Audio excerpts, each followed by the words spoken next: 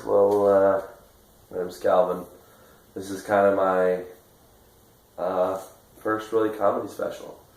It's nothing special like any of your Bo Burnham or Dane Cook or any of those guys, but I'm going to try my best and you guys get to come along for the ride and enjoy. This is my garage, so very high budget if you guys can't tell. So, yeah, let's get into it. My name's Calvin Essenberg. I am from the Byron Center area, which is about 15 minutes south of Grand Rapids, Michigan, which is where our prize happens. We're all cool with our prize. Okay, yeah, shut up. Stop clapping. Alright. So, I am 20 years old, so being in a place where everybody can drink liquor is probably the worst place for me to be right now. I'm an alcoholic. And by alcoholic, I mean I don't drink at all. So, where there's a bunch of alcohol, I have no experience, which is a total lie because I did go to college for a semester. So, moving on, you guys know a little bit about me now, and one of the worst things about being 20 is, you have that far to go before you can legally walk into a store and go, I want to get crunk tonight. And nobody can really say anything about that because, if you walk in there now and you're 20 and you go, I want to go get crunk, they look at you and they go, we're going to call your parents. And that's when I have to have an awkward conversation with mom and dad of why I was trying to buy beer at Walmart. So, can't say I haven't had that conversation before, and it's really awkward, and really don't want to have it again. So, I got about 5 months left before I actually turn 21, so it's going to be exciting. Get to go out and party. One of the things I love about partying, and the best part about me being unscripted up here is I get to tell whatever joke I want. I'm not limited to whatever. So the one thing I love about partying is there's always, and everybody can attest to this, ever been to a party, doesn't matter whether it's a church gathering, a frat party, any party you can think of, there's always that one guy. I was that one guy, okay? I always was the one to go too far. And that was kind of my nickname. Well, they kind of pronounced it differently. It was more of, hey, douchebag. So, that's a similar closeness of the too far guy. So I was always that one guy that would take it too far. I would always say something like, people said, oh, the Mexicans are here. I would say, oh, looks like we got a cooks. Well, this one's going to be for Dylan. There's probably too many cooks at this party now. And that's only for people that have watched Adult Swim, Too Many Cooks. So I'm not really interesting.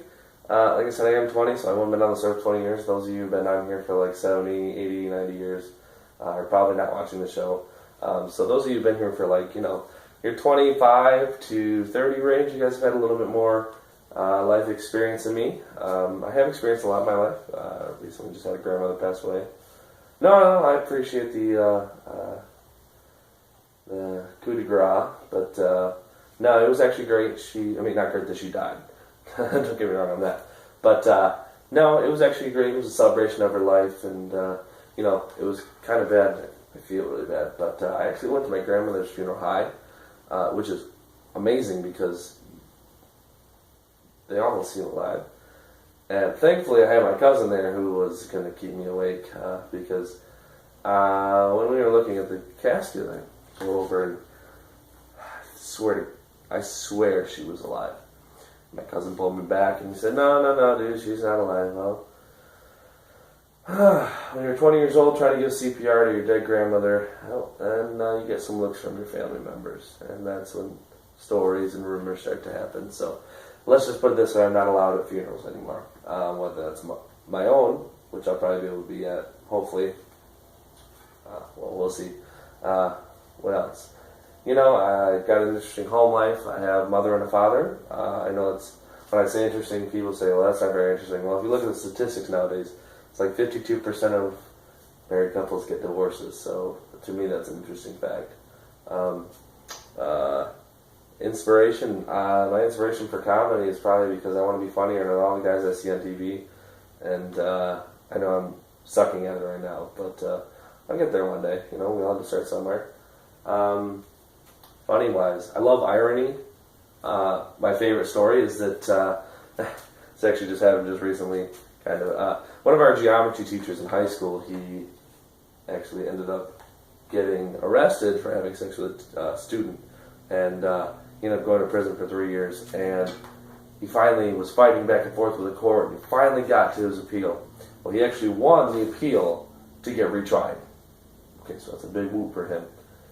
So we get into the retrial, okay, and we find this out a couple weeks ago. He goes, he finally gets in the retrial, and his sentence was like 20 to 30 years or something like that, with a minimum of 6. Alright, so judge retries him.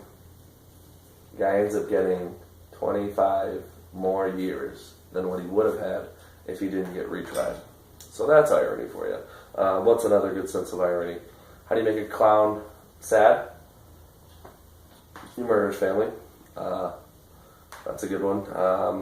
Anti-jokes. Have you guys ever heard of anti-jokes? Well, the anti-jokes are, why did Susie fall off the swing? Because she had no arms. Sorry if there's any paraplegics here. What's another good one? Took a bite out of my apple. What did I find? Scorpion. Which makes no sense. So they're anti-jokes, and they really don't make sense, which is really weird. And something I never understood is my little nieces and nephews, who are about 5 and 6 years old. Well, were not anymore. My niece is now 14. She's got accepted on the cheerleading team down in Florida, which I'm pretty excited about. Yeah, so she'll be getting back alley pummeled for a while. Yeah. Was it just me, or was it all the girls in high school? The cheerleaders in my high school weren't even sluts. Like, you see all these movies and all the cheerleaders are the skanky ones who are running around with every single jock or guy. Well, in our school, the cheerleaders were the ones that got accepted, but, I mean, they were the ones that always got pregnant, so they were kind of slutty, but they were never really with the jock guys. So that was exciting. It was kind of funny. I saw one of, speaking of pregnancy, that's a topic jump.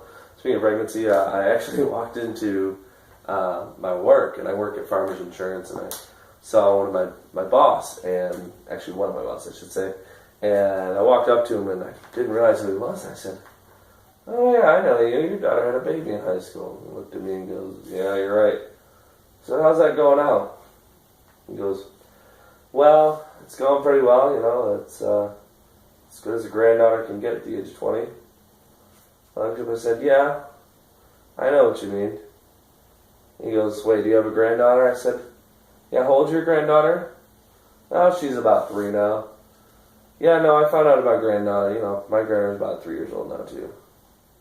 Tell you this, I got chased out of that office real quick. So, yeah, I'm really not funny. Dylan and Adam, if you can let me know how this was. It sounds awful to me in my head, so it'd be great if you guys could give me some feedback.